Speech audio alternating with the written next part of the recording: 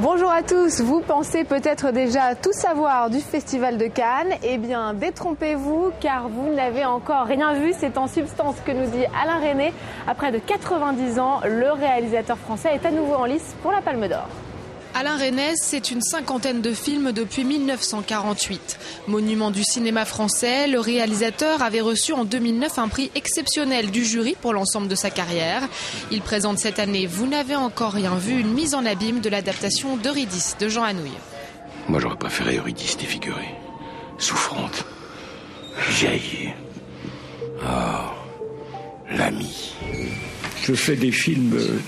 pour moi, plutôt comme un bricoleur, j'ajoute des strates de souvenirs, de signification, de choix, mais j'essaie toujours, en faisant un film, de ne pas penser au précédent, et j'essaie toujours de ne pas me répéter. Dans la distribution, on retrouve une troupe d'acteurs chers à Alain Resnais, Anne Consigny, Mathieu Amalric, mais aussi Sabine Azéma et Pierre Arditi. Là maintenant tout recommence. C'est moi qui vous tiens. On parle d'amour, on parle de mort, on parle de sentiments tellement graves, tellement qui nous perturbent tellement, que forcément ça vient tout seul. Ça jaillit, c'est tout ce qu'on a en nous, ce qui nous traverse. Avec Vous n'avez encore rien vu, Alain Resnais présente son 10e film ici à Cannes. Alors, est-ce l'heure d'une Palme d'Or pour le réalisateur français? Voyons ce qu'en pensent nos critiques.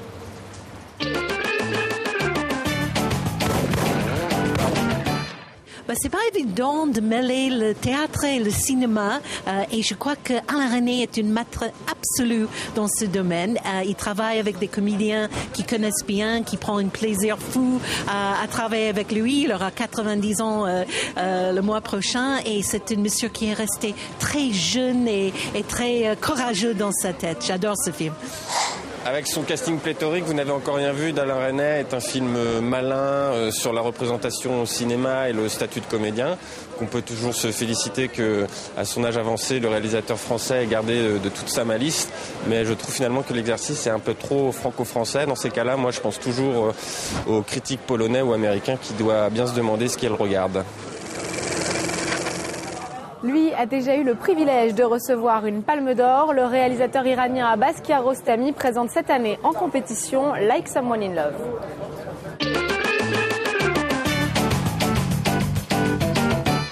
C'est l'un des plus grands cinéastes iraniens, déjà venu plus de 10 fois en compétition à Cannes. C'est la consécration en 1997 pour son film Le goût de la cerise. En 2009, il présentait Copie conforme, le premier film tourné en dehors de son pays, l'Iran. Pour Like Someone in Love, il a choisi le Japon. Like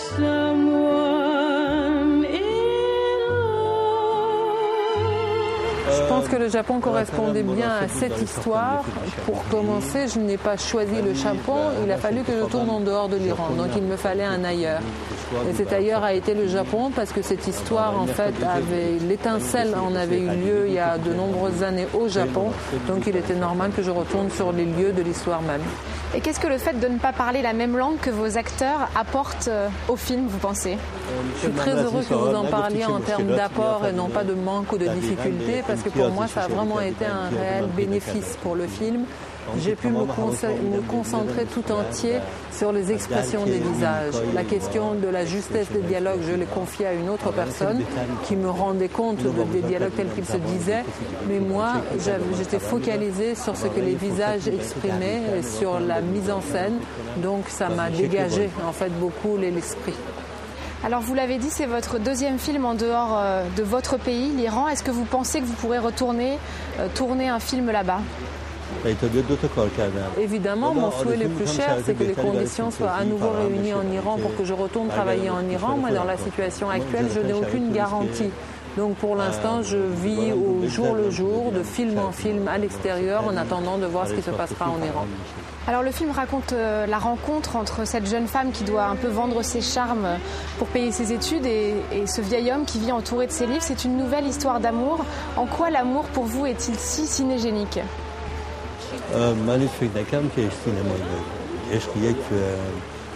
Je ne pense pas que l'amour soit particulièrement cinégénique. L'amour va très bien à la littérature et surtout il va encore mieux à la vie. Je ne prône pas l'amour au cinéma, j'estime que l'amour est nécessaire à la vie.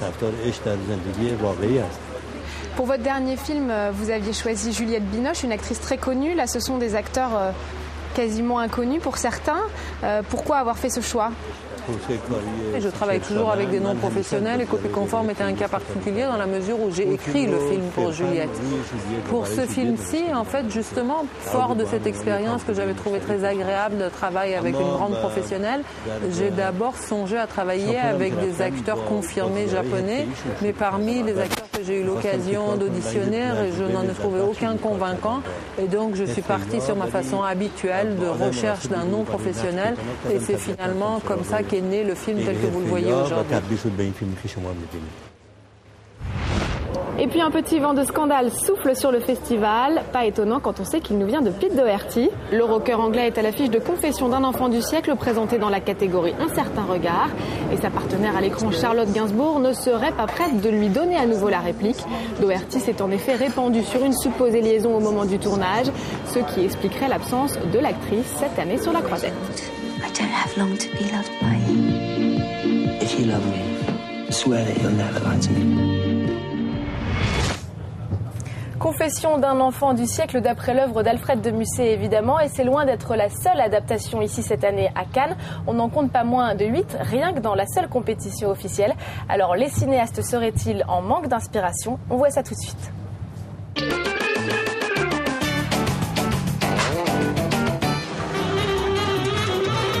Il y a d'abord les sommets incontestés de la littérature mondiale. Avec son adaptation de Sur la route, Walter Salles s'attaque à l'emblème de la Beat Generation. Pari audacieux, impossible même pour les fans de Jacques Kerouac. Pour des romans qui ont marqué des générations ou l'histoire de la littérature, le spectateur est toujours peut-être un peu frustré. En tous les cas, le spectateur pointu, celui qui rêvait lui aussi d'adapter à sa façon ou qui se l'est adapté dans sa tête et qui s'est fabriqué les images au préalable. Avec Cosmopolis, David Cronenberg signe lui-même le scénario. Il avoue ne pas avoir fait appel à un scénariste par paresse. 8 jours de travail et une adaptation très fidèle au roman de Don DeLillo. De quoi rassurer les producteurs, plutôt frileux en période de crise.